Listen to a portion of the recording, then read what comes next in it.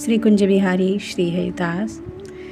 क्या आप जानते हैं कि अर्जुन को श्री कृष्ण इतना प्रेम क्यों करते थे? सभी पांडव धर्मात्मा, उदार, विनयी, ब्राह्मणों के भक्त और परम भगवान के परम प्रिय थे, किंतु अर्जुन तो श्री कृष्ण से अभिन्न सा, उन श्याम सुंदर के समवयस्क सखा और उनके प्राण ही थे। श्री कृष्ण चंद्र क्यों अर्जुन को इतना चाहते थे? क्यों उनके प्राण धनंजय में ही बसते थे? इस प्रसंग में एक कथा इस प्रकार से आती है। एक बार कैलाश के शिखर पर श्री गौरी शंकर भगवत भक्तों के विषय में कुछ वार्तालाप कर रहे थे। उसी प्रसंग में जगत जननी पार्वती जी ने आशुतोष श्री भोले बाबा से निवेदन किया, भगवान, जिन भक्तों के आप इतनी महिमा वर्णित करते हैं, उनमें से किसी के दर्शन कराने की कृपा कीजिए। आपके श्री मुख से भक्तों की महिमा सुनकर मेरे चित्त को बड़ा आह्लाद हुआ है। प्राण प्रिया उमा के ये वचन सुनकर श्री भोलेनाथ उन्हें साथ लेकर इंद्रप्रस्थ को चले और वहाँ श्री कृष्ण सखा अर्जुन के महल के द्वार पर जाकर द्वारपाल से पूछा, कहो इस समय अर्जुन कहाँ है? उसने कहा, इस समय महाराज शयन में पौड़े हुए हैं, शयनागर में पौड़े हुए हैं। यह सुनकर माँ पार्वती जी ने उतावले मन में कहा, तो अब हमें उनके दर्शन कैसे होंगे? प्रिया को अधीर देखकर श्री महादेव जी ने कहा, देवी, भक्त को उसके इष्ट देव ही भगवान के द्वारा ही जगाना चाहिए, अतः मैं इसका प्रयत्न करता हूँ। तदंतर उन्होंने समाधिस्थ होकर प्रेम आकर्षण द्वारा आनंद कंद श्री ब्रज चंद्र को बुलाया और कहा, भगवान, कृपा आप अपने भक्त को जगा दीजिए। देवी पार्वती उनका दर्शन करना चाहती है।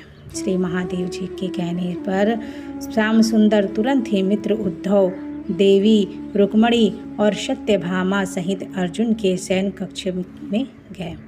शयनागर पर पौड़े हुए अर्जुन को भाई कृष्ण को आया देख सुभद्रा हड़बड़ा कर उठ खड़ी हुई और उसी जगह श्री सत्यभामा जी विराजमान होकर पंखा ढुलाने लगी। गर्मी अधिक थी, इसलिए भगवान के संकेत पाकर उद्धव जी भी पंखा हाँकने लगे। इतने में ही अकस्मात सत्यभामा और उद्धव चकित से होकर एक दूसरे की ओर ताकने लगे। भगवान ने पूछा, तुम लोग किस विचार में पड़े हो? उन्होंने कहा, महाराज, आप अंतर्यामी हैं, सब जानते हैं, हमसे क्या पूछते हैं? भगवान श्री कृष्ण बोले, बताओ तो सही, बात क्या है? यह उद्धव ने कहा। तब उद्धव ने कहा, अर्जुन के प्रत्येक रोम रोम से श्री कृष्ण की आवाज़ आ रही है। रुक्मणी जी पैर दबा रही थी, वे बोली, महाराज, पैरों से भी वही आवाज़ आ रही है। भगवान ने समीप जाकर सुना तो उन्हें भी स्पष्ट सुनाई दिया। अर्जुन के शरीर के इस प्रत्येक रोम से यही जय कृष्ण कृष्ण, जय कृष्ण कृष्ण की ध्वनि निकल रही थी। तब तो भगवान उसे जगाना भूलकर स्वयं भी उनके प्रेम पास में बंध गए और गदगद होकर स्वयं उनके चरण दबाने लगे।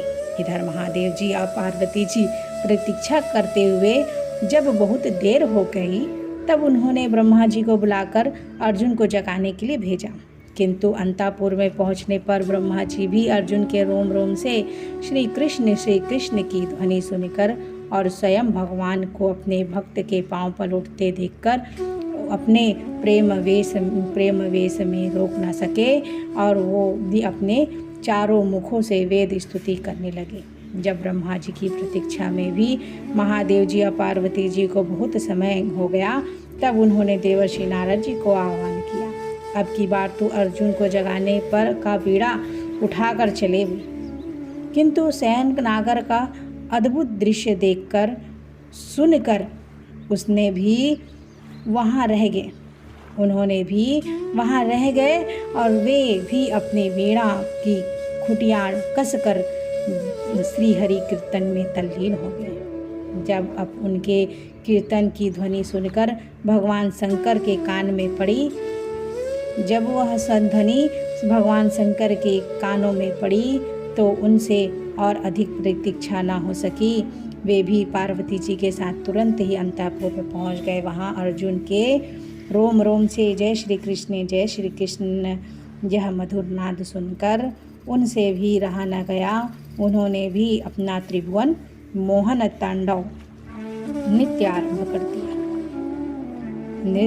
आरंभ कर दिया। साथ ही पार्वती जी भी स्वर और ताल के साथ सुमधुर वाणी से श्री हरि गुण गाने लगी। इस प्रकार वह संपूर्ण समाज प्रेममत हो गया।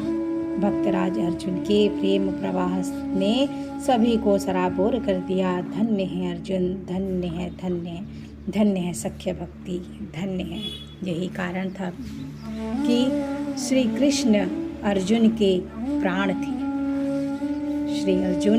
अर्जुन श्री कृष्ण के प्राण थे, प्राण सखा थे। साख्य भक्ति यही प्रकट होती है। जय श्री हरिदास।